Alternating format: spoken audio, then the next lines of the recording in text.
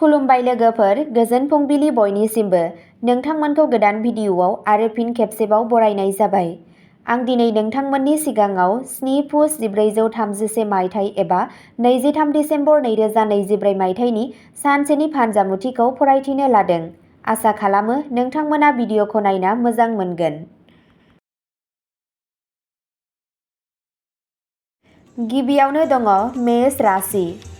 आथिखालाव मेष राशिनि सुबुंफोरनि थाखाय दावबायनायफोर जागासिनो दं।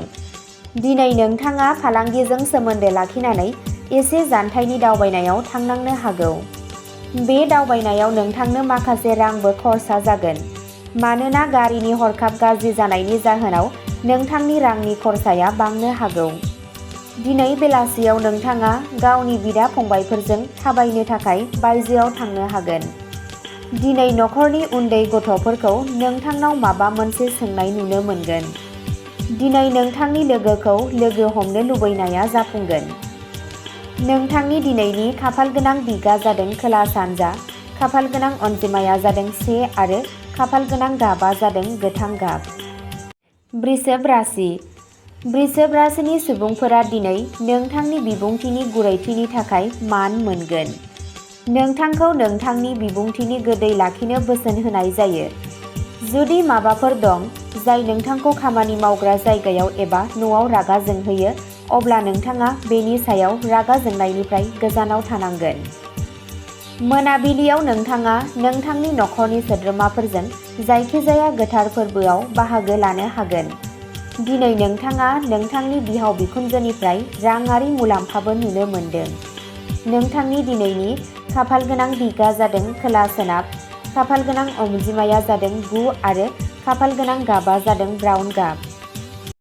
मिथुन राशि। मिथुन राशिनि सुबुंफोरखौ दिनै गोसोआरि महरै जोबोद गोख्रों नुगोन। जुदि दिनै नोंथांनाव माबाफोर नारसिनथाय दं, अब्ला नोंथाङा बेनिफ्राय गोजानाव थानो हाजासे नाजागोन, जाय नोंथांनि थाखाय मुलाम्फा गोनां जागोन। दिनैनि साना सोरजिलु हाबा मावग्राफोरनि थाखाय मोनसे साबसिन सान जानो थांगासिनो दं। दिनै खामानि मावथायाव नोंथांनि दिन्थिफुंनायखौ नुनानै मानसिफ्रा सोमोनांगोन। नाथाय नोंथाङा गोसोआव लाखिनांगोन दि जुदि नोंथांनाव माखासे गोनांथार खामानिफोर दङब्ला बेफोरखौ सिगाङाव फोजोबनो नाजा, नङाब्ला उनाव बेयो नोंथांनि थाखाय जेंना सोमजिहोनो हागौ। नोंथांनि दिनैनि खाफालगोनां दिगा जादों खोला-सानजा, खाफालगोनां अनजिमाया जादों 2 आरो खाफालगोनां गाबा जादों गोमो गाब। कर्क राशि। दिनैनि साना कर्क राशिनि सुबुंफोरनि थाखाय जोबोद बेसेन गोसा जानो थांगासिनो दं। बे समनि थाखाय नोंथाङा गावनि खरसाखौ सामलायनांगोन।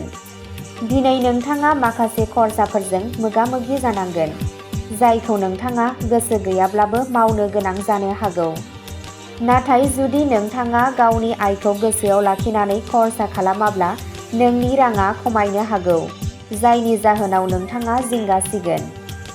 जुदि दिनै सोरबा नोंथांनाव दाहार बियो, अब्ला सांग्राङै सान, नङाब्ला बै रांखौ नोंथांनो मोनफिननायनि खाबुआ जोबोद बाङाइ। नोंथांनि दिनैनि खाफालगोनां दिगा जादों सा-सोनाब, खाफालगोनां अनजिमाया जादों 9 आरो खाफालगोनां गाबा जादों खमला गाब। सिंह राशि। गुबुन सानफोरजों रुजुनायाव दिनैनि साना सिंह राशिनि सुबुंफोरनि थाखाय जोबोद मोजां सान जानो थांगासिनो दं। मानोना नोंथाङा नोंथांनि फालांगियाव आयनि गोदान फुंखाफोरनिफ्राय राङारि मुलाम्फा मोननो हागौ।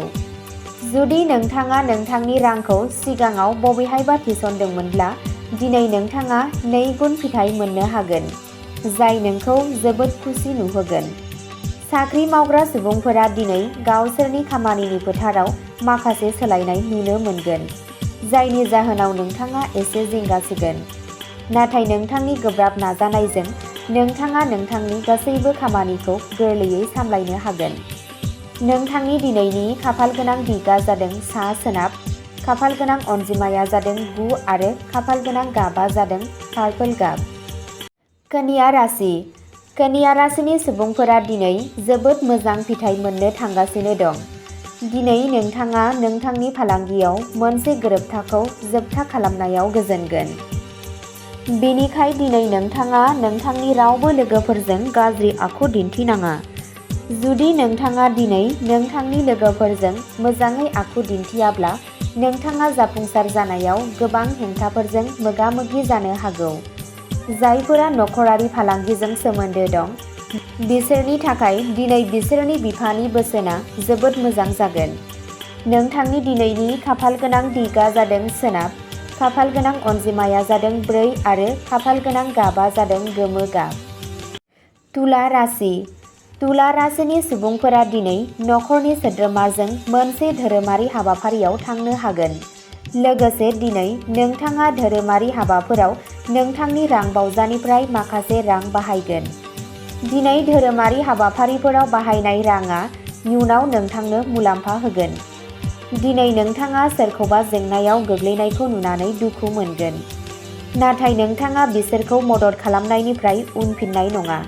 लोगोसे दिनै फरायसाफोरा गावसोरनि फोरोंगिरिफोरनिफ्राय आबुं मदद आरो मदद मोनगोन। नोंथांनि दिनैनि खाफालगोनां दिगा जादों सोनाब, खाफालगोनां अनजिमाया जादों 6 आरो खाफालगोनां गाबा जादों गोथां गाब। वृश्चिक राशि। दिनै नों हरखाबै रां आरजिनो हायो, जायखौ नोंथाङाबो आसा खालामाखैमोन।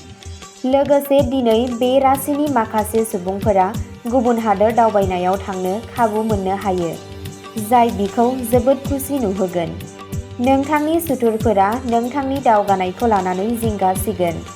बेनिखायनो नोंथाङा बिसोरजों सांग्रां जानांगोन। दिनै गावनि सावस्रिखौ लानानै सांग्रां जा। जुदि माबाफोर थासारिया गाज्रिसिन जायो, अब्ला फाहामथायनि बोसोन ला। नोंथांनि दिनैनि खाफालगोनां दिगा जादों सानजा, खाफालगोनां अनजिमाया जादों 6 आरो खाफालगोनां गाबा जादों गोसोम आरो गोजा। धनु राशि। धनु राशिनि सुबुंफोरा दिनै नखराव माखासे सोलायनाय नुनो मोनगोन, जाय नोंथांखौ जोबोद जिंगा सिगोन।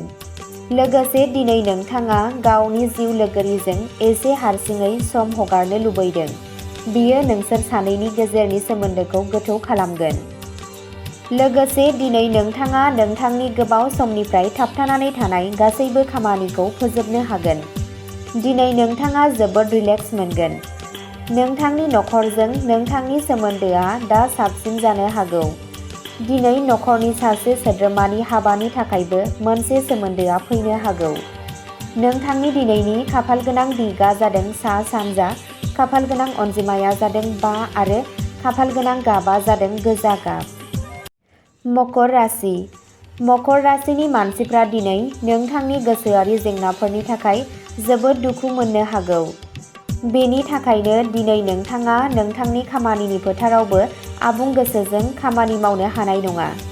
लोगोसे नोंथाङा माखासे गोरोन्थिफोर खालामनो हागौ। नोंथाङा बेनि गोहोम गोग्लैनांगोन। जुदि नोंथाङा दिनै बबेहायबा रां थिसनोब्ला एसे नेथ', मानोना दिनै रां थिसननाया नोंथांखौ खहा खालामनो हागौ। गावनि बिफाजों माखासे जेंनाफोरखौ रानलायनायनि उनाव नोंथाङा थारैनो एसे गोसोनि दुखु मोनगोन। बेनिखाय दिनै नोंहा माबाफोर जेंनाफोर दंब्ला, अब्ला थारैनो बिथांजों सुबुरुन ला। नोंथांनि दिनैनि खाफालगोनां दिगा जादों सानजा, खाफालगोनां अनजिमाया जादों 3 आरो खाफालगोनां गाबा जादों गोथां गाब। कुम्भ राशि। दिनैनि साना कुम्भ राशिनि सुबुंफोरनि थाखाय गुबुन सानफोरनिख्रुइ जोबोद साबसिन जागोन। जुदि बे राशिनि फरायसाफोरा आनजादनि थाखाय आर'जलाइ होदोंब्ला, अब्ला नोंथाङा बेयाव मोजां फिथाय मोनगोन। नाथाय दिनै नोंथाङा गावनि सुथुरफोरनिफ्राय एसे गोजानाव थानांगोन। नोंथांनि सुथुरफोरा नोंथांखौ दुखु होनो हागौ। नाथाय नोंथाङा बेफोरखौ नेवसिनांगोन आरो दावगालांनांगोन, अब्लासो इयुनाव नोंथाङा माबा मोनसे मोनफुंनो हागोन। दिनै नोंथाङा नोंथांनि बिमानिफ्राय माखासे मोजां खौरांबो खोनानो हागोन। नोंथाङा बेलासिखौ गावनि बिमा-बिफानि सिबिनायाव बारहोगोन। नोंथांनि दिनैनि खाफालगोनां दिगा जादों खोला, खाफालगोनां अनजिमाया जादों 2 आरो खाफालगोनां गाबा जादों गलापि गाब। मीन राशि। मीन राशिनि सुबुंफोरा दिनै गावसोरनि नखरनि सोद्रोमाफोरजों रंजानायाव गोबां सम हगारगोन, जाय नोंथांनि नखरनि खौसेथिखौबो बांहोगोन। जुदि नखराव माबाफोर बेले-बेजे सोलिगासिनो दंमोन, अब्ला बेबो जोबगोन, जाय नोंथांखौ खुसि खालामगोन। दिनै नोंथाङा माखासे गोजाम बुब्लिफोरखौ गोसोआव लाखिगोन। दिनै नोंथाङा नोंथांनि खुदियानि हाबायाव फैनाय हेंथाफोरखौ बारग'नो थाखाय नखरनि सासे सोद्रोमाजों सुबुरुन लानो हायो, जाय नोंथांनि जेंनाखौ सुस्रांगोन। फरायसाफोरा दिनै आनजादनि थियारियाव मुखुब जागोन। नोंथांनि दिनैनि खाफालगोनां दिगआ जादों साहा, खाफालगोनां अनजिमाया जादों 3 आरो खाफालगोनां गाबआ जादों हाथफ्ला गाब। अब्ला दिनैनि राशि फरायथिनाया एसेनोसै। नोंथांमोनहा बेबादिनो सानफ्रोमबोनि फानजामुथिखौ मिथिनो थाखाय चेनेलखौ साबस्क्राइब खालामनानै लादो आरो भिडिअखौ नायनानै मोजां मोनदोंब्ला अन्नानै लाइक, शेयार आरो कमेन्टबो खालामनानै होलांब्लानो जाबाय। गोजोन्थों।